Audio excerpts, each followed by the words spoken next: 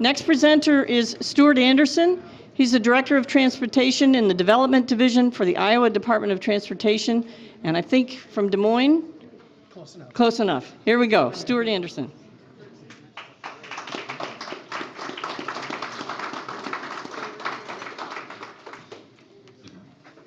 All right. Well, good morning, everyone. Thanks for inviting me to be here as part of this session. It's been really exciting to see this great turnout and great crowd. Hopefully can share with you some useful information about the federal funding for transportation. So although the focus on this presentation or this day-long session is on Inflation Reduction Act, from a transportation perspective, the Inflation Reduction Act didn't have as much of an impact in terms of direct funding for transportation infrastructure in the state of Iowa.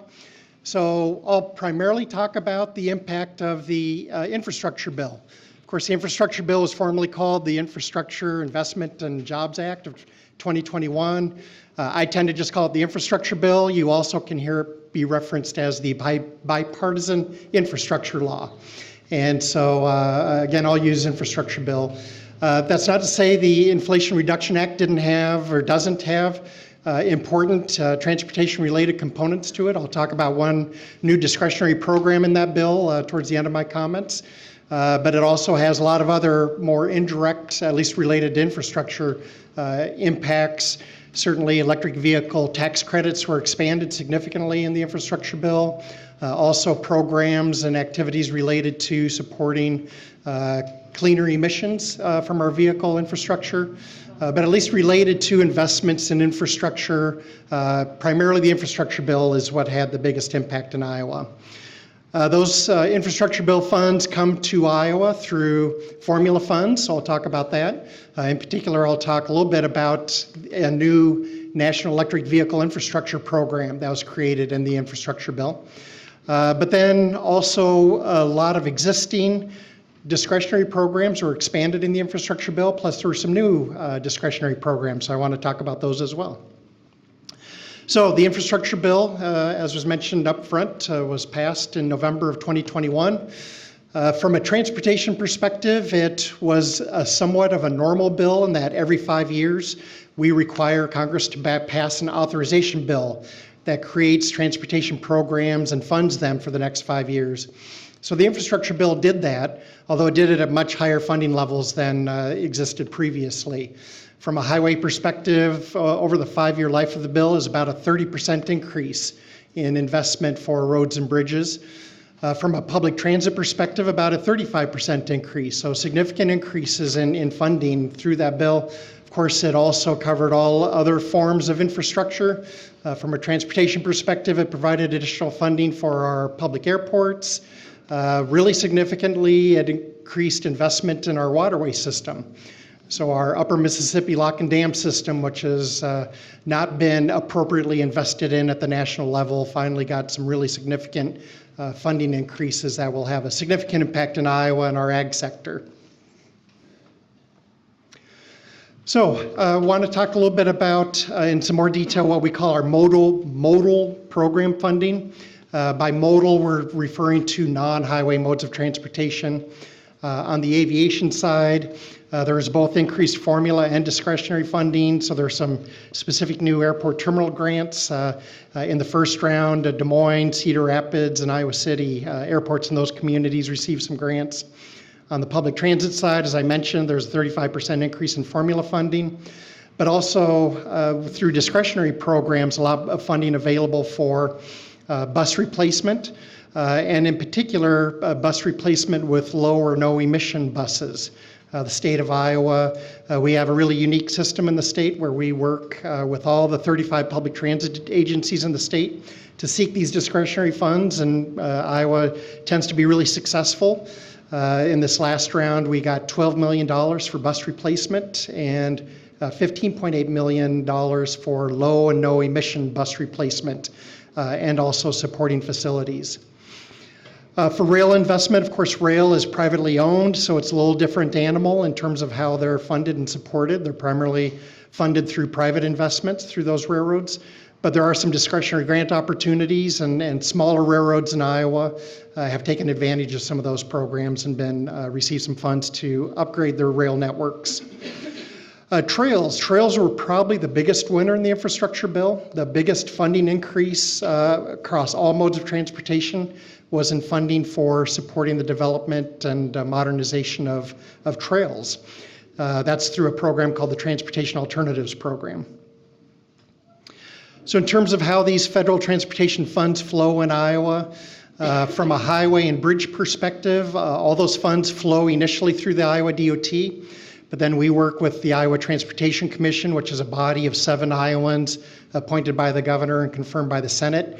That makes all funding investment decisions for DOT projects, but they also develop and approve policies for how federal funds are allocated. So through a lot of stakeholder outreach, we worked with the commission to develop some policies for how the infrastructure bill funds will be allocated. Again, most of these programs were in existence before, but there were some new ones. So the highway and bridge money in Iowa flows primarily through our metropolitan and regional planning agencies and affiliations. So in this part of the state, we have the Southeast Iowa Regional Planning Commission, the Area 15 Regional Planning Commission, Sheridan Valley. Those RPAs receive funds that then they work with those multi-jurisdictional technical and policy boards to allocate those to specific highway and bridge projects. Bridge funding, there is some bridge funding that flows directly to Iowa's 99 counties to address bridge needs as well, which certainly is a big issue in the state of Iowa. On the transit side, the larger communities, those metropolitan areas, receive federal funds directly to support their transit agencies. Elsewhere in the state, the funds, again, flow initially through the DOT, but then we provide those funds to the transit agencies. In this area, the 1015 Regional Transit Authority is the primary transit agency serving rural and community areas. Aviation, those funds flow directly between Federal Aviation Administration and those federal aid-eligible airports. And then I mentioned rail, there's some competitive grant opportunities, and then I also mentioned waterway. There's, of course, the Corps of Engineers owns and operates the lock and dam system, so those investments flow directly to the Corps. Just real quickly about one of the new programs in the infrastructure bill is the National Electric Vehicle Infrastructure Program. This is a program which funds are made available to support the installation of fast charging electric vehicle infrastructure. Initially along the interstate corridors in Iowa, but eventually growing to be other corridors. The state of Iowa and the bill receives $50 million over the 5-year life of the infrastructure bill, so about $10 million per year. We're working on developing what this program looks like right now. It's relatively complicated just because we're trying to figure out how to meet all the requirements with these federal funds in a really efficient program, and it's a non-traditional program. We're more used to building roads and bridges, and now we're going to be supporting the installation of charging infrastructure. As the previous speaker mentioned, a key component of not only Inflation Reduction Act, but the infrastructure bill is Buy America component. So again, trying to reshore manufacturing. The electric vehicle charging infrastructure funds have Buy America requirements. So we're already seeing a lot of investment in manufacturing facilities in the United States for both charging infrastructure, but also batteries for electric vehicles. But there's going to be a while to get that supply chain up to speed so that we can get all this infrastructure in place. But pretty exciting opportunity. The reason this program was created is to address one of the biggest challenges with electric vehicles when you're making longer distance trips is not having that range anxiety, worrying about when you're going to run out of battery juice and is there going to be a charging infrastructure there that is operational and able to give you a quick charge. So this funding is intended to jumpstart the build out of that system. Requires a charging site every 50 miles, again, on the interstate system initially, with 4 chargers at a really high level charging capacity. And it's required to be operational 99.4% or greater of the time. So really that reliability piece is important there. So we are working again on the interstate first. We're hoping In the first round or two, we'll be able to get that full build out on the interstates. Then we can start looking at other corridors like US 34, US 20, US 61 to expand this network. So more news on that later this summer. We're hoping to open up the first round of applications. We're expecting applications to come from convenience stores and truck stops and other sites that already are in existence adjacent to the interstate that are probably better aligned to be able to have restrooms and food and shelter amenities. So lastly, I want to talk about some discretionary programs. These are programs where they are run out of by US DOT or their sister agencies. They're typically annual application-based programs where they receive the applications, they review them, and they award them at national level. They're extremely competitive programs, although the infrastructure bill greatly expanded the size of these programs.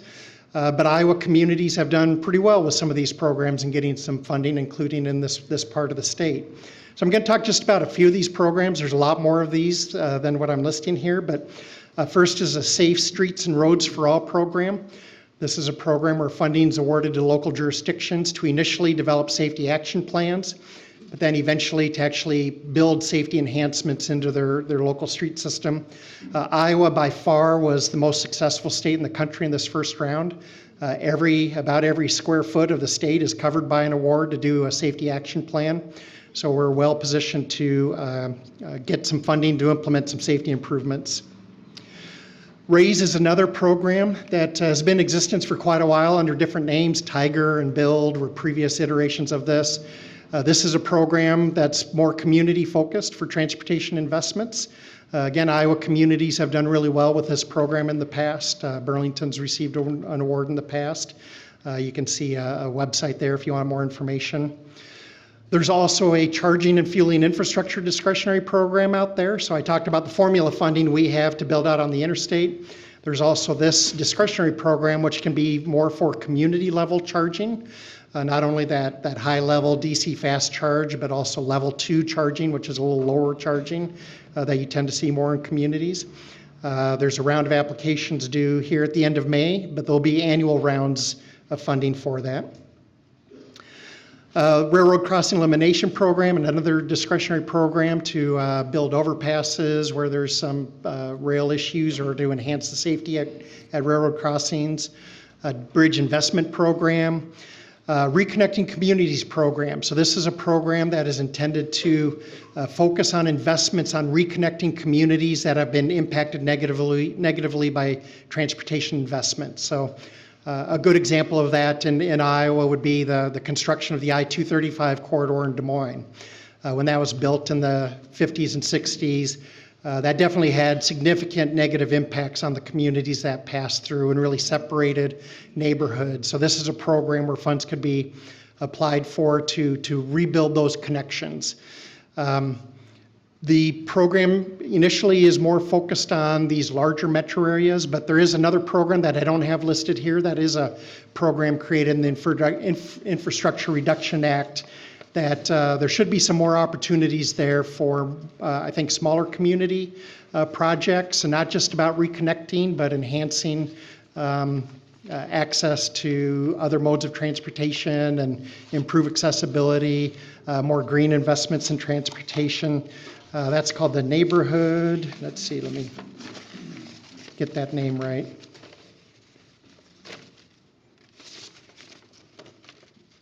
There we go. The Neighborhood Access and Equity Grant Program. So more information will be coming on that later this spring from US DOT. Also want to mention lastly, a Thriving Communities program, which isn't listed on this slide either. This is a program administered by US DOT to do capacity building, program planning support in smaller communities. Villisca, Iowa was just announced earlier this month to get an award. There were other communities that applied, including Burlington and West Burlington. So there's, I think, some opportunities there. Very lastly, I do also list a National Scenic Byways program here. That's an award that was just announced recently. Actually, it hasn't even been formally announced yet, but the Great River Road received some funding in Burlington to do some planning for the Cascade Bridge. replacement, and another award to do some informational kiosks along our scenic and heritage byways in Iowa. So a lot of discretionary funding opportunities. Thank you.